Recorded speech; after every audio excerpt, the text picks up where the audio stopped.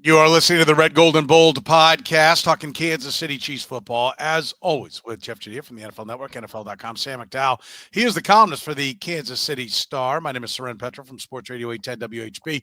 We'll talk some Chiefs and Bills, AFC Championship Game. Here we go. Who is the better team? Not to say that, either team can't win, but one might be better. Who's actually better? Who's a better quarterback? Is this really for the Super Bowl, this matchup here between the Chiefs and Bills? We'll talk about that. What does Patrick Mahomes have to do to win this game? What does Josh Allen have to do to win this game? Can Kelce repeat what he did against the Texans? Thuney still the right choice at left tackle. Can the Chiefs stop the Bills' run game? Who's going to make the biggest impact out of the Chiefs that didn't play in this first matchup back in Week 11 between the Chiefs and Bills? Our keys to the game, plus our predictions. It's all coming up right now here on the Red, Gold, and Bold podcast.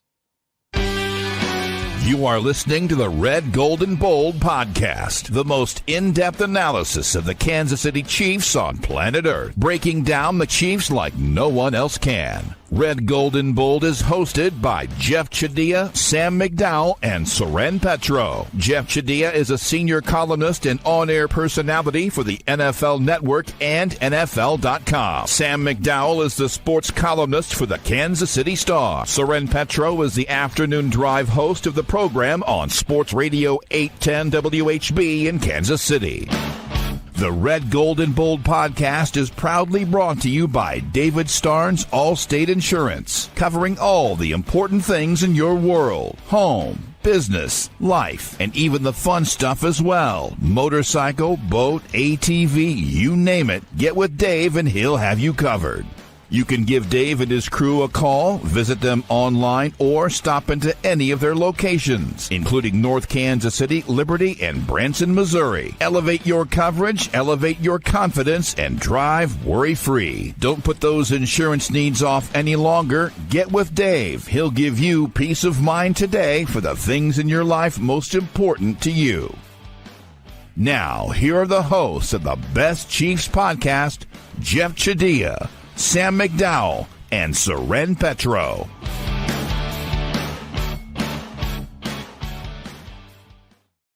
And thank you very much, Curtis. We do appreciate it. Off and running here on the Red, Gold, and Bold podcast. And let's dive right in. Jeff, let's start with this simple question.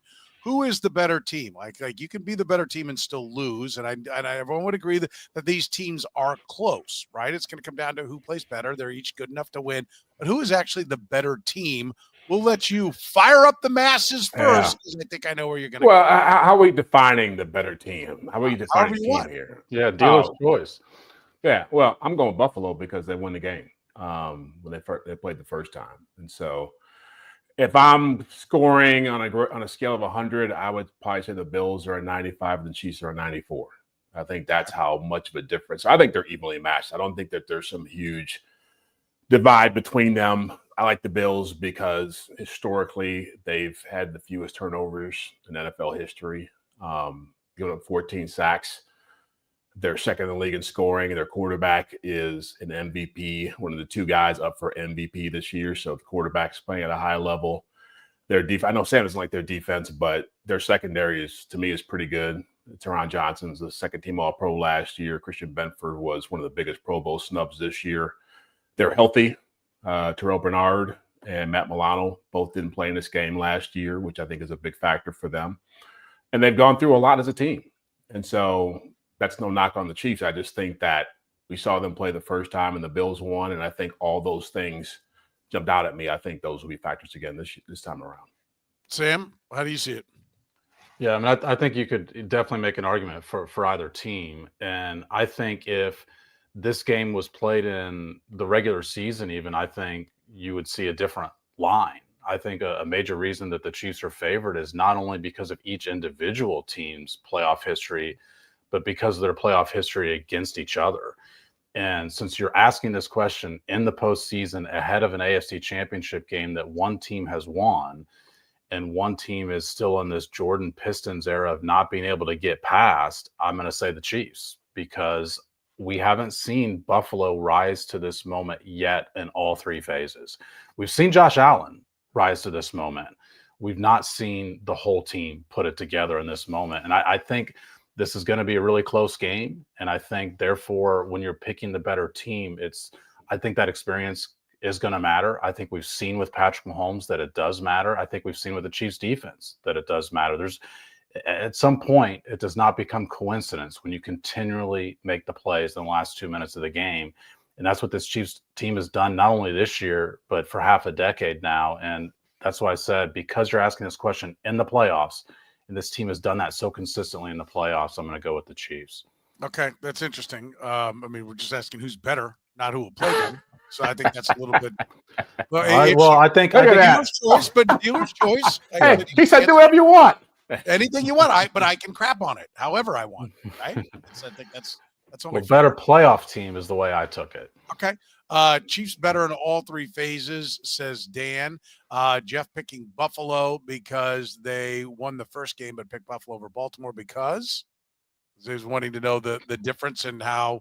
He's saying Buffalo won the first. We haven't made our picks, first of all, so that in and of itself is untrue. We were just talking about. He's saying that they're the better team, but he did say 95-94, which basically means like one play is the difference between them. Tom pointing out that you wore a blue shirt. I mean, why don't you understand? Shirts. Yeah. Don't you see how local news does it? They are looking for stuff. They're looking for material. Bring it on. Everybody in Kansas City is supposed to be a complete suck up. Wear a red tie, a red sweater. That's on Red Friday. You're right. I didn't think about that. Yeah, that's put in there. And then I did like this one here from RJ. Said Milano is so overrated versus the Chiefs. He's supposed to be this Kelce stopper and the X Factor. I'm over it. Change the song. Well, we'll see. We'll see if it gets changed. What was Kelce the last time they played? It's playoff Trav. I got you. Yeah. He's rested. He's refreshed. He's ready to rock and roll. I actually will disagree. I mean, this is going to stun everybody, but I'm going to say the Chiefs are the better team now. I don't know that they were the better team then, but I do think that they are definitively better. The Bills have a couple of pieces back that they didn't have in that game either, but I do think that Charles Omenihu has meant a huge difference to their pass rush. Not just him, but he means a lot. But how it's put everybody else in place, I think is big. Jalen Watson coming back, that's big. Isaiah Pacheco just for depth at the running back position, even if it's just to give Kareem Hunt a couple of plays off while still forcing him to defend the run. I think that's big. They get Hollywood Brown back in this game. I know he wasn't big in the last one. Sam McDowell will forever have to pay for that sin. But I actually think he's going to be big in this game. And so I will say that the Chiefs are better. If you use your 100-point scale, I don't think either one of them are that high. Right, I would say that I think each of them have their flaws. I'd say the Chiefs are about an 89, 90, and the Bills are about an 86, 87. That's where I'd put it. I think the Chiefs are the better team coming into this. Who is well, let's say this first of all. Is this for the Super Bowl, Jeff? Like, is whoever wins this going to win this? Yeah, I think so. It's not knowing how bad Jalen Hurts has been hurt. I think Philadelphia's a really good team, and I would give them a good chance of winning the Super Bowl if he was healthy. But if he's really compromised, and we don't know that right now, they might lose that game to Washington. And I don't see Washington winning the Super Bowl as great of a ride as Jane Daniels has had. I just think these are the two best teams, the two best quarterbacks. Probably, I think McDermott's a pretty good coach. I think McDermott's a better coach than Nick Sirianni and Dan Quinn. I would give him that bump.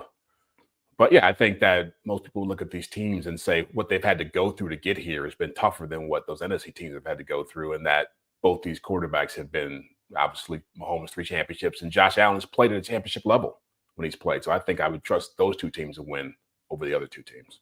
Yeah, Sam, is this for the Super Bowl? Are both of these teams better than the NFC squad? Obviously, anything can happen, and we were all – none of us would say like 100% no chance they can win, but practically, are the two best teams playing in this game, and at least should they win the Super Bowl, whoever wins this game?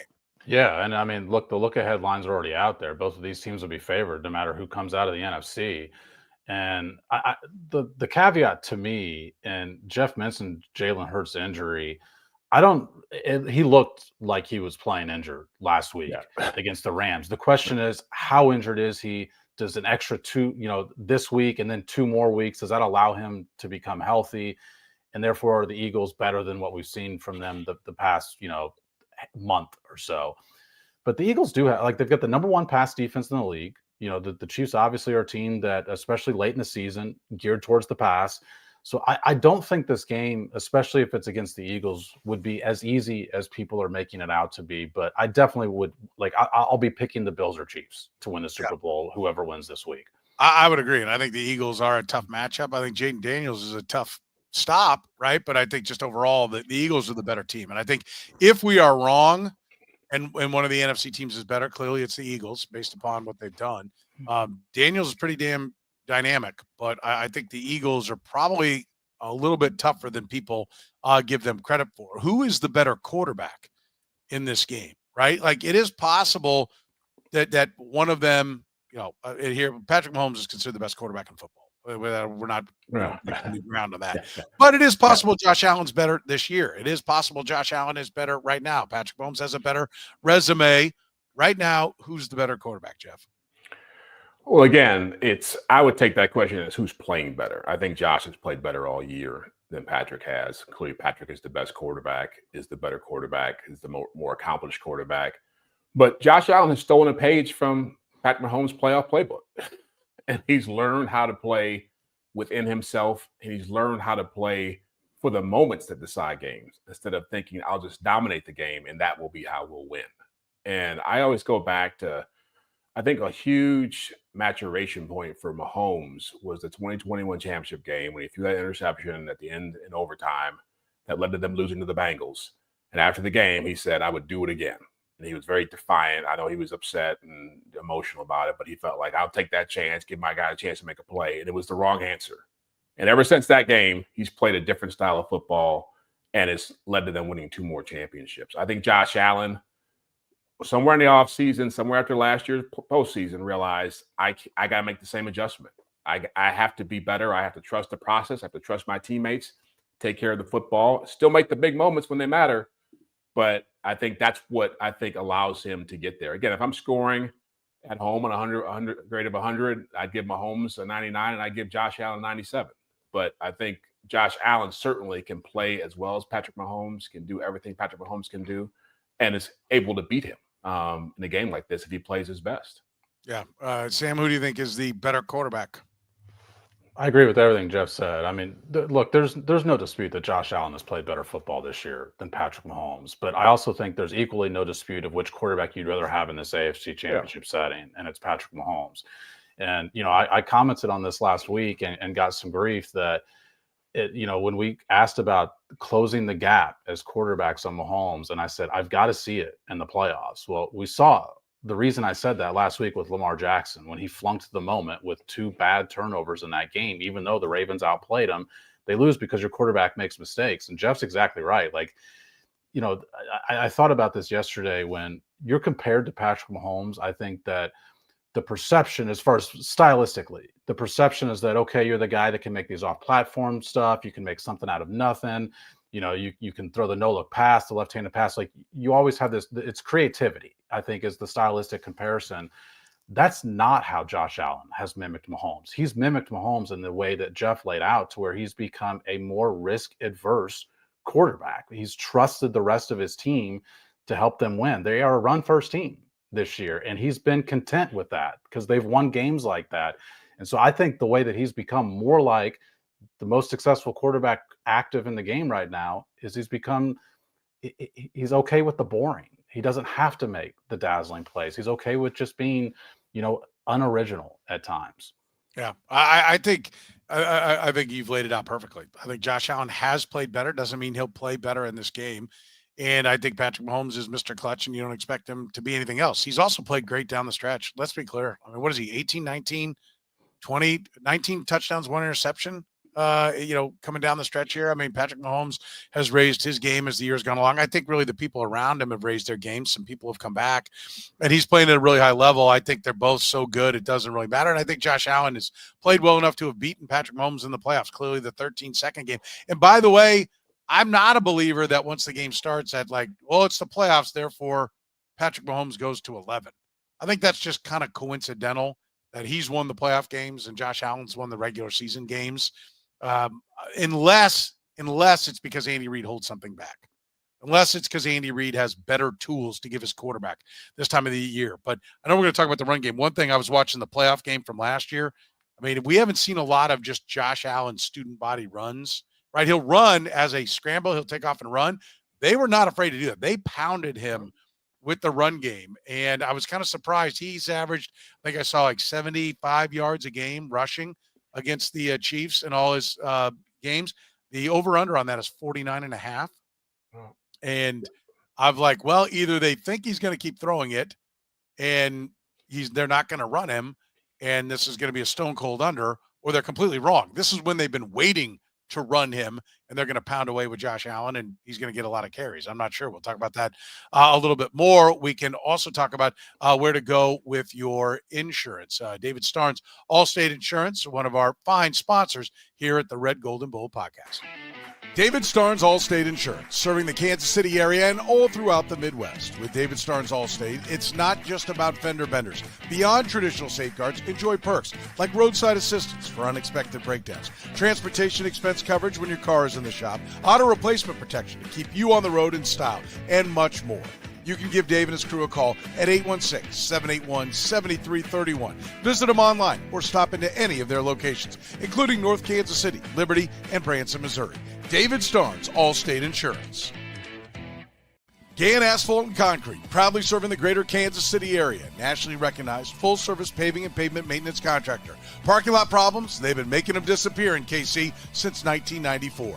Don't risk accidents and liability in your parking lot. Get your lot restriped today. A brightly striped lot will cut down on accidents and keep your lot as safe as possible. Find them online at GannAsphalt.com or call 816-484-3338. Gann Asphalt and Concrete. One contractor, all things parking lot. All right, let's talk a little bit about Patrick Mahomes and what he needs to do for this team to win. Jeff, he's, like we said, playing better coming down the stretch, but what specifically is he going to need to do? They were very effective in Week 11 at spying Patrick Mahomes and taking away the run. He had 0 rushes in that game. I think that's one of the things that was interesting, and maybe the Chiefs weren't ready for it. What do you think he has to get done in this game? I feel like he's going to have to step out of that game manager role and do a few more highlight reel type things. It's without the benefit of the run game being effective, and I don't know if they're going to be able to ratchet that up for this game, given what the offensive line issues and Isaiah Pacheco and what they're going to do with Kareem Hunt. He's going to have to do a lot of stuff to get points on the board. They can't kick field goals and beat the Bills. They're going to have to find a way to get explosive plays through the passing game. He's going to have to play better than he played last week against the Texans. I mean, as Sam mentioned it, and I agree with that. He didn't play that great, and they found a way to win the game. They're not going to win this game with 212 yards of offense. Yeah. They're going to have to find a way to get some big plays against the Buffalo team that's really good at taking that away. And so, yeah, I do expect Buffalo to spy him. I do expect them to try to take Kelce away. I think having Terrell Bernard and Matt Milano in this game is huge for them. They also can put Christian Benford on him. But, as much as we talk about, you mentioned some guys who are coming back, some of these guys have not been prime players in big moments. And so I do want to see how Hollywood Brown and Xavier Worthy, how they step it up. And is DeAndre Hopkins more of a factor than what he was in the last playoff game or the last time they faced the Bills? We don't know. We honestly do not know that. And so that puts a lot of burden on the quarterback to make a lot of plays in this game. Yeah, for sure. What do you see, Sam, that Patrick Mahomes has to do for the Chiefs to win? Well, I see this game as a real pocket awareness game for Patrick Mahomes, because the Bills do not blitz. Like they blitz less than 1 out of every 5 downs. They also don't create a ton of pressure. They drop 5 defensive backs into coverage more than any team in the NFL. It's like 95% of their snaps, they've got 5 defensive backs dropped into coverage. And so to me, this becomes a situation where Patrick Mahomes, he doesn't do well actually with extra time in the pocket. And I think a lot of that is because we've talked a lot this year about the potential for him to have happy feet whenever, something's not there immediately, because the Chiefs offense operates at its best when it's quick throws. The Bills defense is designed to take away those quick throws because they have so many guys in coverage, in which case I think it's going to be a real key for Patrick Mahomes to remain patient and when I say patient, I don't mean throwing the ball slowly. I mean, if the pocket has not collapsed, he needs to stay in it. If the pressure's coming from the edges, he needs to step up in the pocket. Like, there can't be this panic within the pocket to start scrambling before there's a need to scramble. And that's what happens with the Bills a lot of times there's not a need to scramble. They're not bringing extra rushers. They're not generating a ton of pressure. And so I think the Patrick Mahomes game is going to be very much about the fundamentals within the pocket. Yeah, I think he's going to have to make more plays, and I think that means Andy Reid's going to have to give him guys to make plays with, right? And I think Mahomes, he's got to come up with a way for Mahomes to run. Like, if they're going to spy him, he has to make them pay, right? And I think they're better equipped. I think that's where the Hollywood Brown part of the equation comes in, is that it's going to be tougher to just spy the Chiefs because I think the depth of quality receivers, they don't have I don't think Hollywood Brown's a true number one or anything, but it gets harder to just take a guy out of your coverage when your depth of receivers are better. So, I think a lot of this is on Andy Reid. I mean, I like the question about what Mahomes has to do, but I think really it's Andy Reid giving him the tools to go out and win. And I watched that game back and this game, I think the Buffalo game was the one that really inspired them with a lot of short passing, because there were a lot of times when Mahomes was being harassed. I think he was only sacked twice in that game, but he was harassed a lot. And you would see that, he dropped back. There was no one there, and he was having to try to get out, and he couldn't get out. And then there was still no one there because they didn't have some of that short game stuff. And so I think it'll be interesting to see, does Buffalo go back to the well and do the same thing? And the Chiefs are now chasing a ghost that's not there anymore? Or do they do the same game plan and the Chiefs have it all figured out? I think a lot of what Mahomes does, Andy Reid has to give him.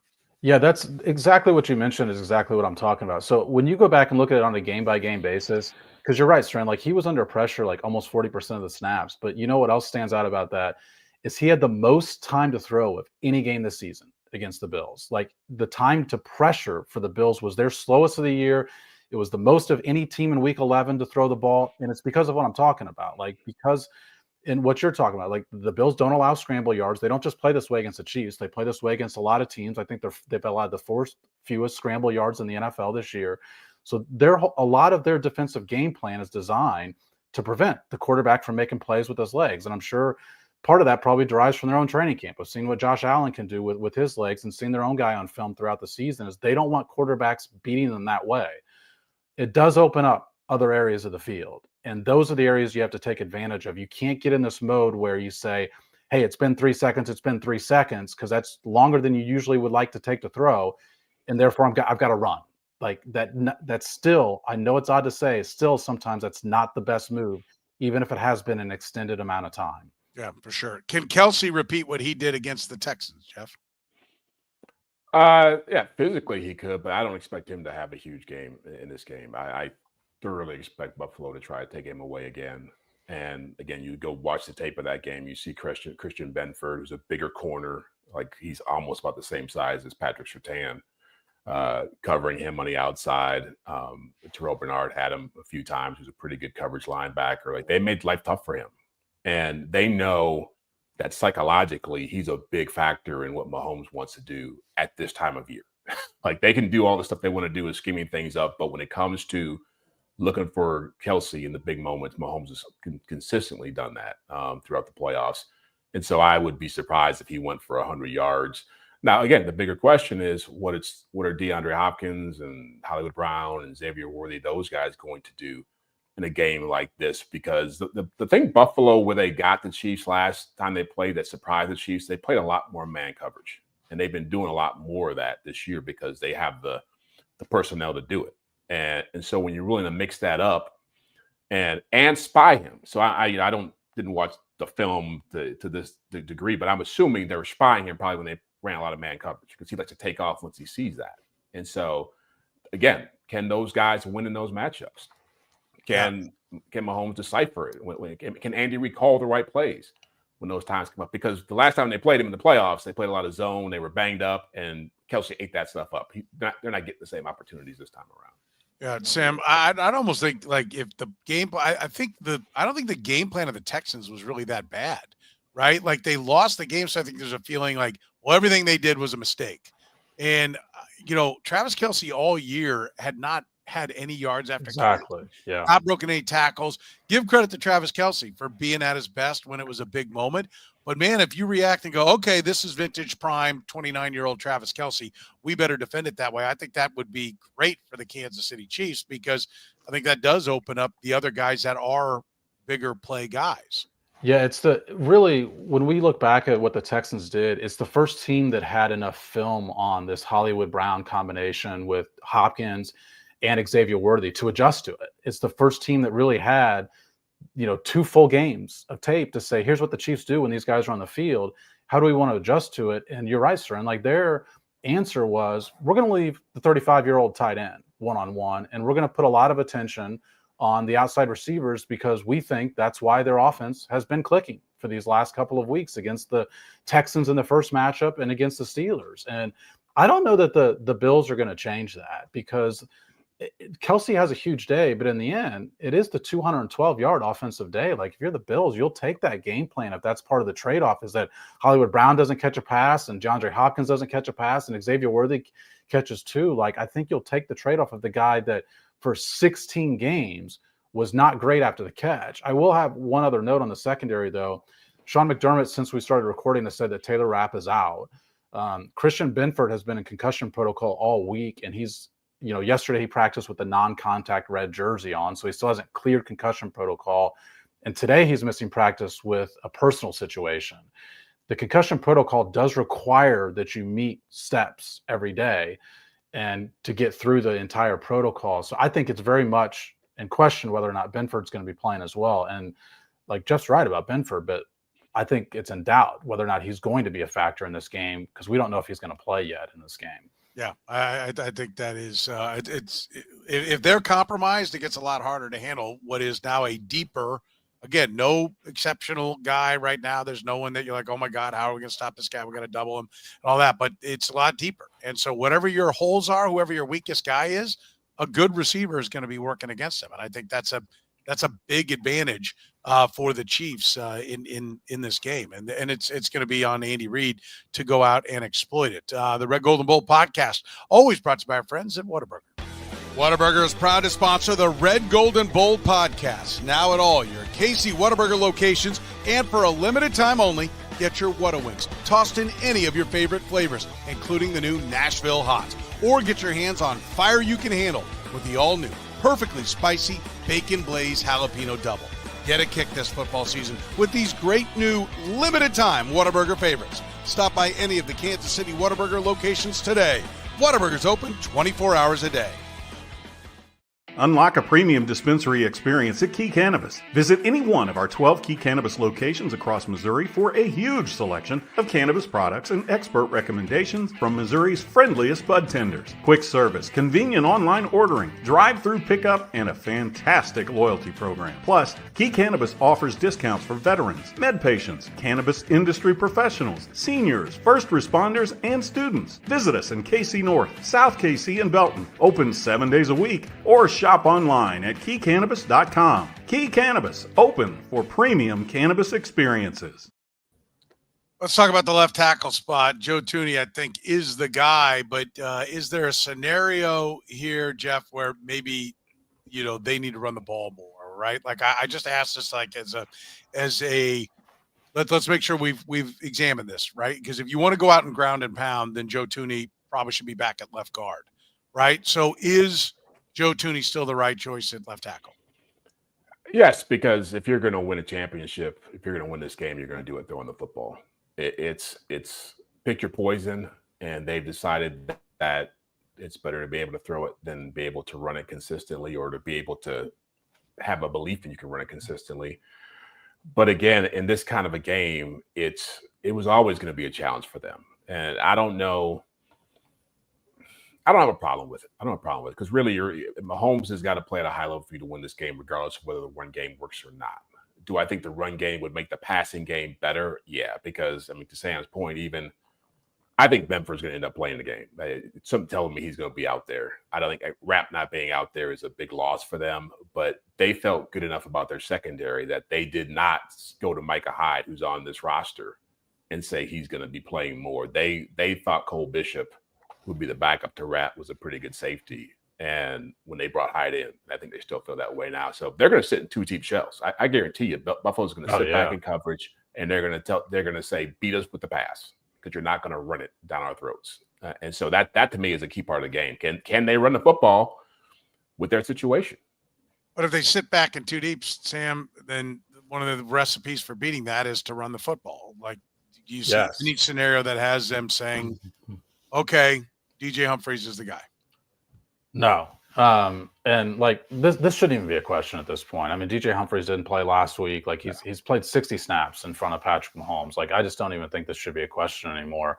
But Buffalo runs one of the fifth highest rates of two deep shells in the league, and usually they package that with zone. Like, the Chiefs are one of the oddities in the league that they package two deep with man. Usually it's packaged with zone. And the Chiefs this year, that they've struggled against two deep.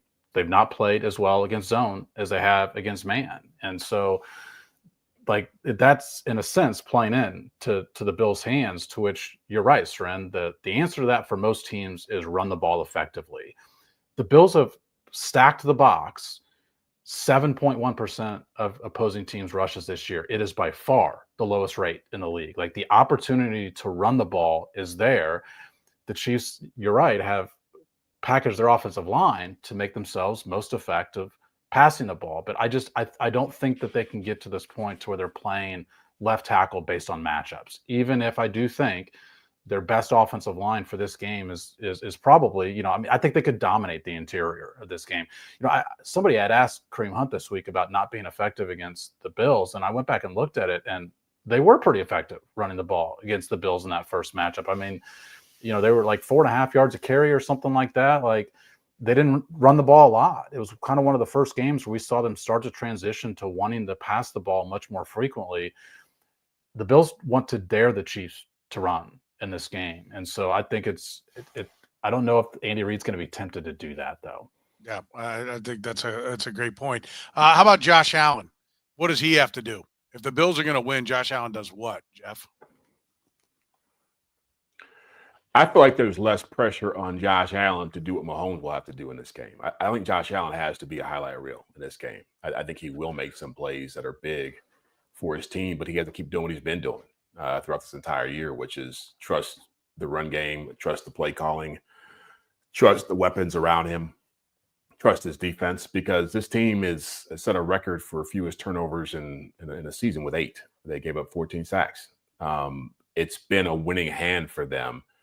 And again, I think he's lost enough in these moments to where he understands he's played well enough to win these games. I mean, Josh Allen is like 17 touchdowns and 4 interceptions against the Chiefs in his career.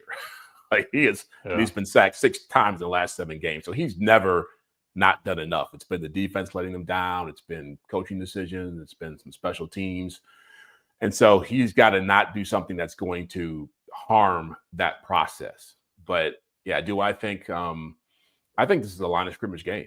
And so I think he understands that. And I think Joe Brady's made him understand that. So again, I think he is going to do a lot more design runs. I think they are going to try to live in 3rd and 4 and 2nd and 5. And I think if they can do that, that's a pretty good recipe for them.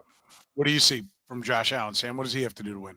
Yeah, there's an oddity with him running the ball against the Chiefs, and I don't think there's like causation here, but it just is an odd thing I wanted to point out. So he's played against the Chiefs 7 times, or is it 8 times in his career? The most rushing yards he's had against the Chiefs has been 88, second most is 72, third most is 68.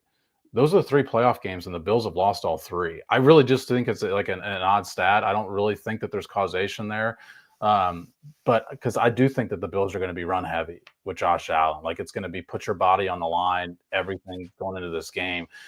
The one thing I would disagree with Jeff is I think all the pressure is on Josh Allen in this game. In fact, even as one team is going for a 3-peat, I think next week becomes the Chiefs story. And I think this week, the best story is in Buffalo, because it is Josh Allen going to get over this hump. Yeah, let me make it clear. I'm telling you the pressure to make the big plays. The pressure is on him to win, but not to play at this 400-yard, 4-touchdown level. You just think they have other assets, to where the game's going to come to him. Well, that is the way Josh Allen's been effective, the way you just described, is he has not been this guy. I mean, You go through just his downfield completions this year. He's had 26 downfield completions. It's his lowest number since 2018. Like everything that we talked about earlier, he has an ability to avoid negative plays, and we've never described Josh Allen that way. Now his sack avoidance has always been there, but he's like historically good with his sack avoidance this year. He's under 10%. It's the Bills' great offensive line, but it's also his ability to avoid pressure once it gets to him. He also has by far a career low in his turnover-worthy play percentage. Like the reason he only has 6 interceptions is because he's putting the ball in harm's way much less frequently than he used to. Yeah, I think this is kind of interesting from RJ. Says he disagrees because the Bills' defense isn't that good that Josh Allen's going to have to put the cape on. And I do think Josh Allen, I will disagree a little bit in the sense that I think Josh Allen's going to have to make more plays. I think this Chiefs defense is very good.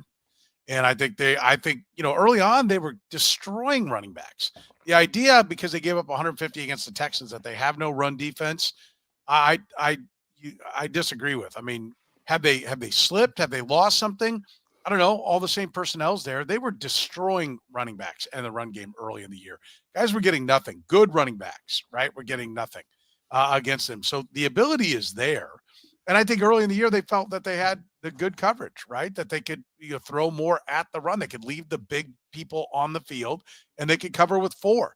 And I think a lot of that will come down to, do they believe that Jalen Watson, now another week removed from the injury, is up to speed where he can play more snaps, they can get him out there? Then they can leave all 3 linebackers on the field, right? They can play more Mike Pennell on the inside. And I think if Buffalo comes in wanting to ground and pound, I do think the Chiefs have an answer. And then it's up to Buffalo to beat them, over the top, to beat the coverage. So I'm not as sold on that, Josh. I think he'll need a cape to win. I mean, look at it this way. They played 2 pretty good defenses, right? The Broncos and the Ravens, and they've won both games without him having to do a whole lot. And the point is that I don't think the Chiefs defense is better than the Ravens defense was playing at the end of the year. And I don't think they're better than the Broncos defense. And so the thing that Buffalo will do, which is going to be a huge part of this game, which is why I say it's a line of scrimmage game, they're going to try out a 6th offensive lineman a lot. And what they will do in that situation is force Steve Spagnuolo to say, you bring your big guys on the field, and we're going to keep Dawson Knox and Dalton Kincaid and Keon Coleman, whoever it is, and you start bringing guys up to run, you're going to have to play man coverage behind you. And Sam will attest to this because he said it before. Those safeties and those linebackers are not going to cover the Bills skill guys one-on-one with Josh Allen running around. That's where the game is going to be really decided. But you just said with Josh Allen running around, right? I'm not saying that the Bills don't present challenges to the Chiefs defense.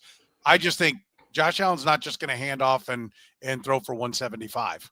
Right? No. Yeah, they don't get there. They don't get there. Some of his running around, by the way. So Josh Allen scrambles on 20% of his dropbacks. It's the highest rate in the league. But when I say scrambles in that sense, it does not mean run the ball. Like he just scrambles around and buys extra time, because on half of those scrambles, he still actually passes the ball. Yep. And those are the plays that Jeff's referencing, is because that ends up with randomly, even if it wasn't your pre-snap plan, you've got a safety on a wide receiver all of a sudden. And can that safety on a wide receiver guard him for the extra 2 seconds that Josh Allen's out of the pocket? Because that's a major part of the Bills' offense. I'll disagree with the concept of Baltimore's defense being better than the Chiefs. I don't think that's the case.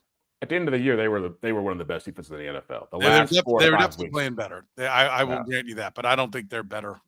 I think the Chiefs defense is really good. We can disagree about that. Yeah, I think they've got a lot of answers on the defensive side of the ball. What happened when they played the Bills the first time? How'd they do? They got beat. I mean, it happens. What happened with the other 15 games they tried? Yeah. Well, we're talking about this game. This is who they're playing. Fair point. Fair point. Then based on that, I guess the Chiefs win because Mahomes always beats them in the playoffs, right? Maybe. Yeah. That's the thing. Whereas can the Chiefs, Jeff, what the run game overall? Because it's not just Josh Allen. James Cook had a great day. Can they stop the run of the Bills? I think it's going to be difficult. I think the Bills. I think they stopped the first time, and the Bills made adjustments to which I've seen play out over the course of the season that I think have been good for them. Again, I don't want to minimize. The Chiefs have a good defense, but I think people on this side of the fence, the Chiefs side of the fence, don't realize. Okay, a minute he was back. Well, Deion Dawkins is a Pro Bowl left tackle. Okay, George Karlaftis is playing better. Well, Spencer Brown is one of the best right tackles in the. They have a top 3 offensive line over there, and it gets glossed over because of Josh Allen and the playoff stuff and everything else. But it's like that's really their MVP right now. That offensive line allows them. They're averaging 180 rushing yards a game in the playoffs. That's a huge number for a team that has a quarterback like Josh Allen. If the Chiefs were averaging 180 yards a game right now, I'd be like, nobody's beating them with Patrick Mahomes back there because you can't match up with that. Spagnuolo said it. Like, how do you stop this guy? It's going to be very hard for the Chiefs to keep them from scoring 30 points again. Now, maybe the Chiefs score 31 and win. Wouldn't be surprised if it happened because this team has done everything possible in the last 5 years to show how great they are. But it's going to be a challenge to stop them offensively. I'm not a big player on the total. What's the total, Sam? I don't know what the total is in this game. I'm not either. I'll look it up. But yeah, I think that's. Do you think that the Chiefs can stop the run, Sam? Well, look, I mean, I think they can. Cause I mean, if we're going to go just based on Week 11 matchup, like they did one time, but I think the losing team often is the one, and a head-to-head matchup is often the one that looks at, hey, what do you have to do differently? I mean, we talk about the games being different from each other. I mean, the Ravens killed the Bills in the regular season, and the Bills came back and beat them in the postseason. I think the losing team often looks at the adjustments, but the Bills, like what they have to assess from that matchup is their running game has to be better. I don't think if the Bills run the ball 35 times and average 3.5 yards a carry that they can win the game. Like their running game has to be better, and it has been all year. Like that game was an anomaly for them. They're 4th highest in success rate. They're 3rd in EPA on run plays. Now, some of that is Josh Allen stuff too.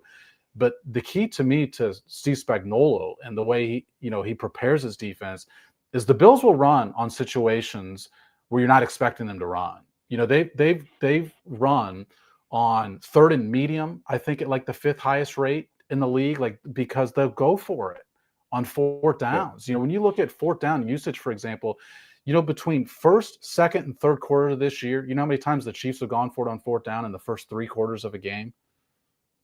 1. They went for it one time. I was going to say 0. And it was against the Broncos when they were losing before halftime, like by 2 scores, and they went for it on 4th down. And they scored a touchdown on it. The Bills have gone for it 3 times in the first quarter alone. The Bills went for it on 4th down from their own 38 in the playoff game last year on the first drive. Yes. On the first, to your point, Sam, on the first, because I was watching that one this morning.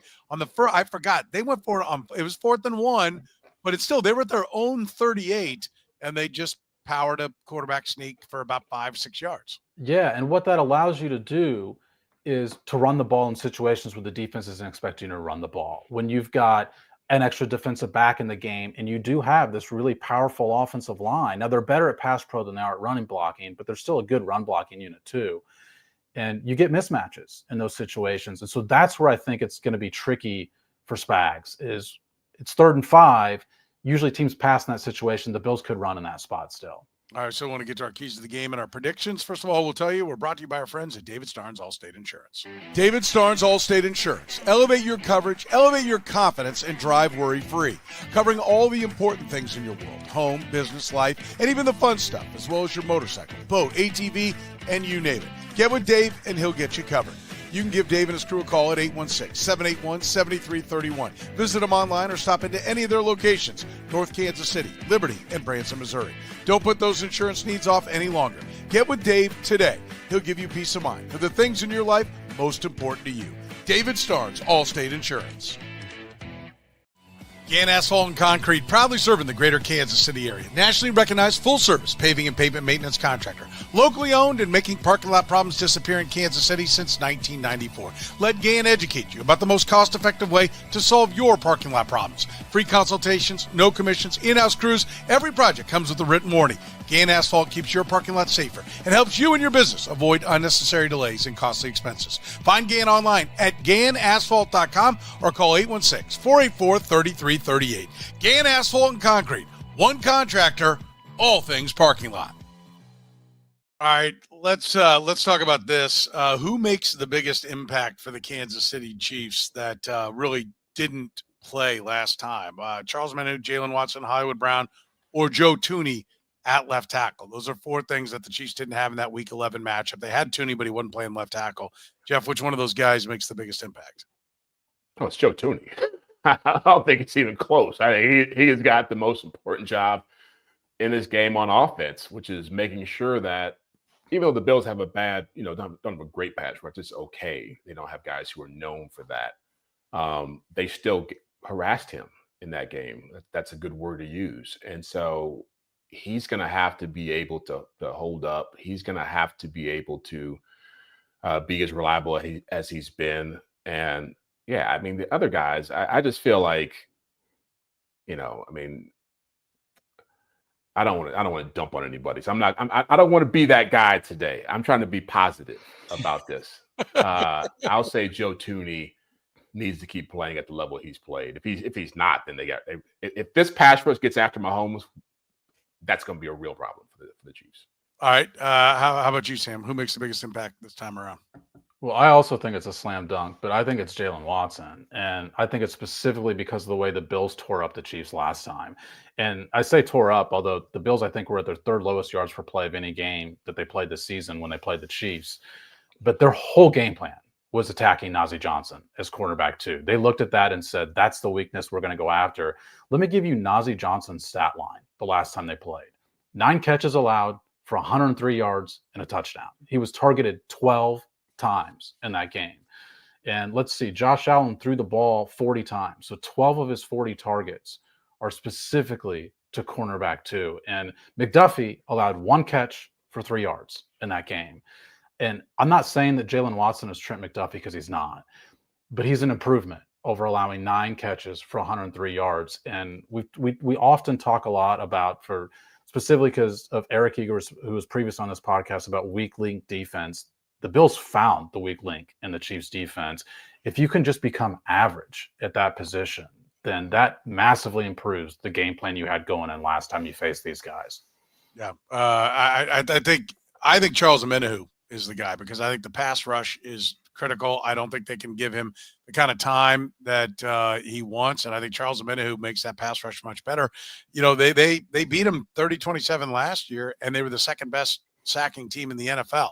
Right. And I know it's more than sacks, pressures, so on and so forth, but they are much in that game. In that game, did they? In the playoff game last year, they had 0 sacks. No, they didn't sack him in the regular season of this game. He went down in that game. Can I tell you though? No, he went down. I'm sorry, in the Ravens game. Stern, I'm gonna help support your point, even though I still think it's Jalen Watson. Okay. So even though they did not sack Josh Allen when they played him in the playoffs, his numbers against pressure were awful. He was 4 out of 10 for 22 yards. So he was sacked 0 times, but 2.2 yards per play on the 10 times that they actually pressured him. So even if you don't sack him, you affect him, you get in the backfield, you're Charles Omenihu, like that's your best argument for Charles Omenihu, even if he doesn't bring him to the ground. Like there still is a major effect of just getting to the backfield. And here's what I would say that I think is important to note here is, like, if they go at this trying to chase him down in the backfield, like trying to sack him, they're going to open up all kinds of running lanes for him to slip through. And that's even worse. They're going to have to play him in a lot of ways like the Bengals played Mahomes in the playoffs, which is they're going to have to build a wall around him and keep him in that wall. If you start getting out of your lanes and trying to make plays against him, he's just like Mahomes will. He's going to scoot out. And as Sam said, he's going to buy time and throw the football down the field. So that's why I don't pick Omenihu. And again, I don't think Jalen Watson is all that great. I think that they're going to go after him in this game too. Okay. I think you can't get caught in between.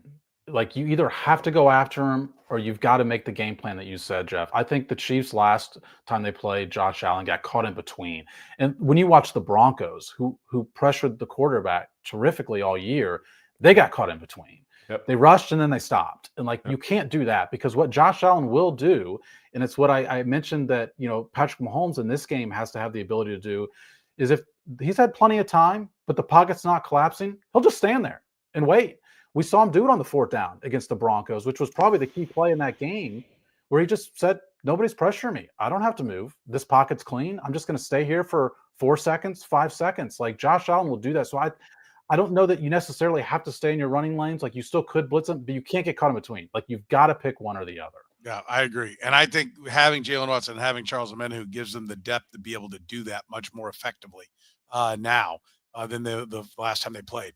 Offensive key to the game, Jeff, for the Chiefs, if they're going to win, what's the biggest key? Don't turn it over.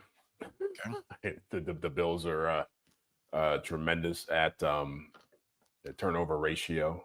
I think they're third in the league in forcing turnovers and first in turnover ratio. So you're not going to win this game losing that battle. I think that's the most obvious thing. And then the second thing to me would be just their receivers got to win. I think it's significant that they went, three receivers had 0 catches in that Texans game. I don't think the Bills have the same personnel, but they're good enough to where, look, they took away DeAndre Hopkins in the last game. Xavier Worthy started fast, and they took him away. Those guys are going to have to make plays in this game for them to win. Sam, what's your offensive key for the Chiefs? So I realize this is a little bit of a cop-out because I just don't know the way Buffalo's going to play. But if they double team Travis Kelce, it's exactly what Jeff said. Like, the receivers have to win. Whoever gets the one-on-ones throughout this game has to win. Historically this year, like the players that have gotten the one-on-ones have been slot receivers. They're the second worst team in the league at guarding slot receivers. Now, often for the Chiefs, that's Travis Kelce. He lined up as a slot receiver more than any player on the Chiefs roster this year. So you look at that and you say, okay, this is a good matchup for Travis Kelce. And they also are the second worst team in the league at guarding the middle of the field. That's also a Travis Kelce game. So to me, Travis Kelce has to have a big day unless they just decide to change up what they've been doing all year and throw an extra defender on Travis Kelce, in which case the guys on the outside have to win. So like I said, I realize it's a cop-out because I don't know their strategy. If it was just a normal game in week 5, week 6, and they're playing the way they normally play, I would say it's got to be Travis Kelce. He's got to have a big day. I don't think as highly of the Bills secondary as Jeff does. I don't think they're trash, but I don't think as highly, and they're banged up. So I think the key is to protect Mahomes, and that I think you've got the ability to keep some extra people in if you need to do that. The chips, their chipping sucks. I don't know who coaches them and how to chip, but they are just ass when it comes to putting a chip on. It's amazing how many times, and I love Samaje Perine. He sucked at one last week. I mean, I go over there and actually hit somebody, for God's sake, man. But they've got to protect Mahomes. And I think if they protect Mahomes, I think that was a big problem last time. If they protect Mahomes, then I think they're going to win. Defensive key, Jeff, for the Chiefs is what? Stop the run. The Bills rushed for 180 yards in this game. They're going to win. And like I said, they're going to see a lot of extra offensive linemen. They're going to see a lot of different personnel groupings. They're going to see a lot of James Cook, a lot of Ray Davis, a lot of Ty Johnson. The problem when those guys are on the field is that when you have to start putting bigger guys on the field, those guys can go catch passes. They can go down the field. Like Ty Johnson's caught like 50-yard passes in this game, in this season. James Cook has made plays against his team in the passing game, but they're going to have to win the line of scrimmage. And Buffalo is very committed to controlling the line of scrimmage. And so that to me is, it's the biggest factor in the whole game. Sam, defensive key? Yeah, I mean, that's number one. I wrote something else down just specifically because I thought we'd all go there because that's number one. So secondarily, I think it's what do you do on your blitzes? Are you able to disguise your blitzes well? Because Josh Allen has torn up blitzes this year. He's got 115 passer rating against blitzes. We know Steve Spagnuolo loves to blitz. He's got a top 5 blitz rate in the league. So if you're going to blitz, it's got to fool them. It can't be bringing extra guys for the sake of rushing the play. It's got to be spots where it fools them. The way they frankly fooled C.J. Stroud a week ago. Yeah, stop the run is number one, and I hate that because it's cliche and it's one of the things they talk about that. But you are right; they like to have big people on the field. I do think the Chiefs can do it. I mean, I don't think it's like oh my God, how are they going to do it? I think they have the personnel to do it. They just have to be effective with it. Real quick before we give our predictions on the game, Pete Carroll has been announced while we were doing the podcast, or as we were starting the podcast, as the Raiders head coach. This now puts 3 Super Bowl champion head coaches in this division. And 4 guys who have been there. And the 4th guy, Jim Harbaugh, has played for it. The last time that there were 3 championship, do you know the division that had who the coaches were? There has been a division that had 3 sitting coaches that have won the Super Bowl. That's a tough one. At the same time. Yep. I won't give you too much time just because it's Well, I'm thinking that's won it. I'm thinking it has to be the AFC North. 1988. The NFC East had Tom Landry, Bill Parcells, and Joe Gibbs sitting as it. So right now, 3 that have won it, 4th one that's been there, pretty thick. By the way, somebody put up in the chat room, it's like 61, 61, 66, and 73 for the ages of the 4 coaches. It ain't exactly the newbie division. Right, well, that's how you get those championships. You gotta be around for a while. Real quick, who you got? Eagles, Commanders. Jeff, who wins? I like Eagles in a blowout. Yeah. I think Eagles win 31-17. Okay. Sam, who you got in the NFC? I'm going to go with the upset. I'm going to go with the Commanders, and it's all based on the fact that I just don't think Jalen Hurts is healthy. And if he was healthy, I'd be picking the Eagles. But I think Dan Quinn facing a team for a 3rd time is just going to throw everybody in the box and say, you got to pass to beat us. And I don't think Jalen Hurts is healthy enough to do it. I hope you're right, but I've got Philly. I think defensively they'll have the answers for what Jaden Daniels is doing. And I think Washington really, they thrived off the takeaway. Right. And I don't know that Philly will give it away that many times this time. And I'd love to see it be Washington for a lot of reasons. I love the Jaden Daniels story. I love Commanders fans getting to be, get back after being so bad for so long. I think that's a great story. I'm not really rooting for Nick Sirianni, but I think I'd be picking with my heart if I picked Washington. I think Philly wins. The Eagles are better everywhere except quarterback. Yes. And they don't suck at quarterback if Jalen Hurts is healthy enough to play effective football. Jeff, who you got? Chiefs, Bills. What's the score? Who's winning? Like, it's tough to pick against the Chiefs at this round. I know people think that I'm like locked in on this, but it is super hard. The farther they go in the playoffs, the better they get. But I feel like this is Josh Allen's year. I think this is Buffalo's year. They're healthier than they've been at this point in a long time. I think they're playing the best football of anybody left. And so if they can't do it now, they'll never do it. And so I'll take Bills 33-27. 33-27. All right, getting up there over. By the way, 48.5. I put it up in the chat room. As the folks looked it up, I double-checked it. 48.5 is the total in this game. So over, and the Bills for Jeff. Sam?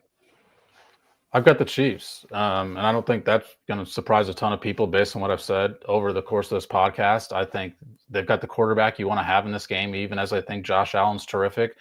Also, when you look at this Super Bowl era that they've had, when Patrick Mahomes loses to a team, he tends to beat them if he gets another chance at him at the playoffs. Since losing that Bengals game, it's been like 5-0. So I think second chances, and it's not just for Patrick Mahomes, but it's also for Steve Spagnuolo as well. I just think it bodes well for the Chiefs. But I mean, look, this is I think we're all in the same agreement. This is a coin flip game. Score? And so I've got 23-20. 20. So you're going under on it. I'll go with the over. I'm going to go Chiefs 31-23. I do think the Chiefs are a better team now. I think they're playing their best football. I think this is the time of the year that they've been waiting for. They brought it against Buffalo, and Buffalo beat them, and you tip your cap. But if you play the game, if you match up Andy Reid and McDermott 10 times, I think Andy Reid should win 7 of them. Congratulations, McDermott got the first one. I think Andy Reid will get this one, and I think their defense will be the story in this one, and we'll be asking Jeff Chadiha if they are elite. Right, that will be the big. Hey, they'll be elite if they pull that one off. Okay. I would call them elite if they do that. We have elite sponsors here at the Red Gold and Bold podcast. If you love the Red Gold and Bold, please support our sponsors. Great folks like our buddy David Starnes at David Starnes Allstate Insurance. You can give his crew a call at 816-781-7331. Gann Asphalt and Concrete, one contractor, all things parking lots, serving Kansas City for more than 30 years. You can find them online at GannAsphalt.com. Our friends at Key Cannabis.